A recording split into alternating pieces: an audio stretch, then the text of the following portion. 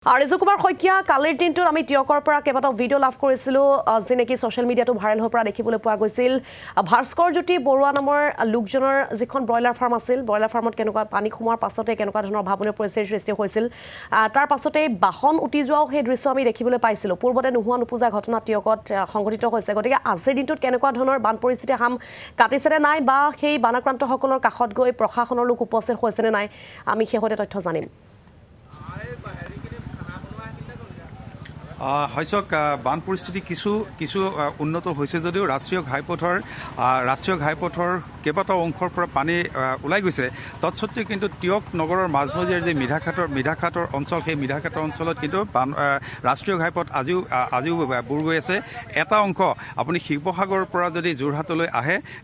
সেই যিটো অংশ ৰাষ্ট্ৰীয় ঘাইপথৰ যি চাৰিখৰীয়া পথ সেই চাৰিখৰীয়া পথৰ আপুনি শিৱসাগৰৰ পৰা যোৰহাটলৈ অহা যিটো অংশ সেই অংশটো এতিয়াও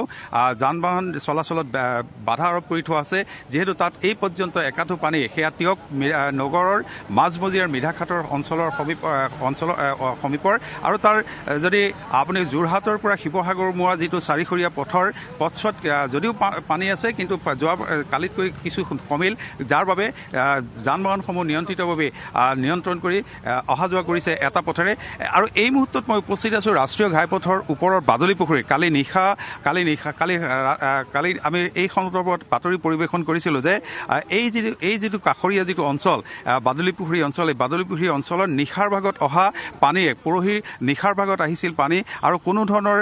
প্ৰস্তুতি নাছিল তেওঁলোকৰ হঠাতে সোমাই আহিল যাৰ বাবে এই অঞ্চলৰ প্ৰায় 40-50টা পৰিয়াল এই পানীত আবদ্ধ হৈছিল আৰু তেওঁলোকৰ ভিতৰতে বিভিন্ন ধৰণৰ তেওঁলোকৰ মূল্যৱান সম্পত্তিসমূহ এৰি এনেদৰে ৰাষ্ট্ৰীয় ঘাইপথলৈ ওলাই আহিছিল আৰু কালি যেতিয়া আমাৰ বাতৰি পৰিৱেশন হৈছিল 9 বজাৰ বুলেটিনত সেই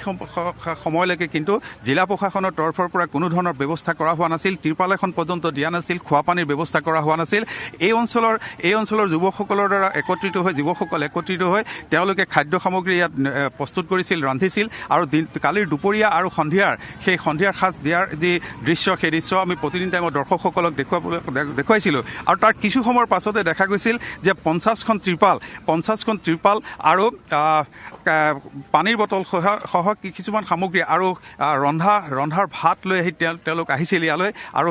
তেনেদৰে তেওঁলোকক সহায় কৰিছিল কিন্তু এতিয়া এইসকল ৰাইজে অভিযোগ কৰিছে যে 50খন ত্ৰিপালৰ বিপৰীতে কিন্তু ইয়াত প্ৰায় বহু সংখ্যক লোক আছে যিসকলে আচলতে এতিয়া অসুবিধাৰ সৃষ্টি হৈছে মই এজন যুৱ ব্যক্তি আছে তেওঁৰ কাষলৈ আহিব বিচাৰিছোঁ কি ক'ব প্ৰশাসনৰ ফালৰ পৰা কেনেধৰণৰ ব্যৱস্থা আপোনালোকক কৰিছে এই মুহূৰ্তলৈকে হয় চাওক আমাৰ কালি প্ৰশাসন আহিছে আহি পেলাই তেখেতলোক আহি পেলাই আমাৰ যি এটা মানে ৰাস্তাৰ ওপৰতে আমাৰ যি মানে ঘৰ বনোৱা হৈছে যি আমাৰ মানে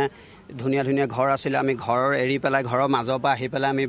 ৰাস্তাত মানে আমি থাকিবলগীয়া হৈছে প্ৰশাসনৰ লোক আহিছে আমাৰ লাডুগাঁও আৰক্ষী চকী ভাৰপ্ৰাপ্ত বিষয়াও আহিছে টিয়কৰো আহিছে আহি আমাৰ লগত কিছুমান কথা বতৰা হৈছে আৰু মিলিত হৈ পেলাই আমাক টিউবৱেলৰ কিছু ব্যৱস্থা কৰি দিছে খোৱাৰ পানীৰ কিছু ব্যৱস্থা কৰি দিছে ৰাতিৰ ভাগত আৰু আহাৰৰ DC বাইদেউ এগৰাকীও আহিছে আমাৰ টিয়কৰ SDC বাইদেউ আহিছে আহি পেলাই আমাৰ লগত কিছু কথা বতৰাত মিলিত হৈছে কিন্তু মই নিউজৰ জৰিয়তে এটা কথা আপোনালোকক জনাব বিচাৰিছোঁ যে আমাৰ যি এই ৰাস্তা কিনাৰত আপোনালোকে প্ৰত্যক্ষ কৰিছে যে ৰাতিৰ ভিতৰত 8মান বজাত এনেকুৱাকৈ এটা পানী আহিলে আমি কোনো বস্তু হাঁহ কুকুৰা ছাগলী আমি কোনো বস্তু উলিয়াব নোৱাৰিলোঁ নিজৰ জান বচাবৰ কাৰণে আমাৰ সতি সন্তানক বচাবৰ কাৰণে আমি তৎকালীনভাৱে এটি ৰোডত ওলাই আহিবলগীয়া হ'ল আৰু এটা মই আপোনালোকক এই নিউজৰ জৰিয়তে জনাওঁ যে আমাৰ যিটো আগৰ পুৰণা যিটো আমি খেলি থকা যিটো ইমান আমাৰ জান আছিলে সেই জানসমূহ আবদ্ধ হৈ গ'ল মই চৰকাৰক এটা আহ্বান জনাইছোঁ যে আমাৰ আগৰ যিটো পুৰণা পানী যোৱা জান আছিলে সেই জানটো অতি শীঘ্ৰে মানে তেওঁলোকক মুকলি কৰি দিবৰ কাৰণে বিনম্ৰভাৱে এই নিউজৰ জৰিয়তে ৰাষ্ট্ৰীয় ঘাইপথ সম্প্ৰসাৰণৰ পিছত বন্ধ হৈ গ'ল যেতিয়া আমাৰ 4 লাইনটো অলৰেডি বনি যোৱাৰ পিছত আমাৰ মানে গোটেই মানে ৰাস্তা পদূলি যিটো জান আছিলে সেইবিলাক সম্পূৰ্ণ বন্ধ কৰি দিলে আৰু যিটো 4 লাইনৰ যিবিলাক মানুহ আছিলে তেওঁলোকে আমাৰ জানটো আমাৰ মুকলি কৰি থৈ নোযোৱাৰ বাবে আজি আমাৰ ৰাইজ এই জীয়াটো ভুগিবলগীয়া হৈছে ধন্যবাদ জনাইছোঁ। এই আছিল বানাকান্ত আৰু আমাৰ বাতৰি সম্প্ৰচাৰ হোৱাৰ পাছত আচলতে জিলা প্ৰশাসনে আহি এনেধৰণৰ কেতবোৰ সামগ্ৰী আৰু খাদ্য যোগান ধৰিছে, এই কথা তেওঁলোকে জনাইছে। আৰু এই কথা এইখিনিতে ক'ব লাগিব, কেৱল ৰাষ্ট্ৰীয় ঘাইপথে নহয় যে 2014 চনতে মেৰামতি কৰা জাজিৰ যিটো ৰিং বান্ধ শেহতীয়াকৈ 2014 চনত মেৰামতি কৰিছিল, তাৰ পাছত কোনো ধৰণৰ মেৰামতি কৰা নহৈছিল, যাৰ বাবে জাজি নদীত অহা বৰ্ধিত জলপৃষ্ঠই এজাৰগুৰি অঞ্চলত প্ৰায় 200 মিটাৰ উটুৱাই নিয়াৰ পাছত এজাৰগুৰিকে ধৰি প্ৰায় বৃহত্তৰ শিমলুগুৰি মৌজা, টিয়ক মৌজাৰ প্ৰায় 20-25খন গাঁৱৰ লোক জলমগ্ন হৈ আছে এই মুহূৰ্তলৈকে। পুৱাৰ ভাগত জাজি নদীৰ যি ৰিং এটা বান্ধ আছিল, মথাউৰি আছিল, সেই মথাউৰিও ধনেখোৱাৰ ওচৰত ভাঙি পেলাই উটুৱাই নিছিল জাজি নদী। আৰু এনেদৰে ৰাষ্ট্ৰীয় ঘাইপথৰ কাষৰ যিখিনি অঞ্চল, সেই আৱাসিক অঞ্চলৰ লগতে গাঁও অঞ্চলসমূহত আচলতে এক অবৰ্ণনীয় পৰিস্থিতিৰ সূচনা হৈছে। কিছু উন্নত হৈছে,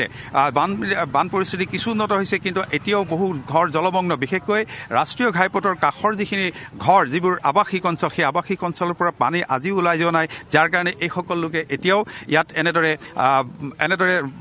আমি পৰৱৰ্তী সময়ছোৱাত পুনৰ যাম বান পৰিস্থিতিৰ খবৰ ল'বলৈ আপোনাৰ কাষত। এই মুহূৰ্তত ধন্যবাদ জনাইছোঁ ৰিজিক মাহতা।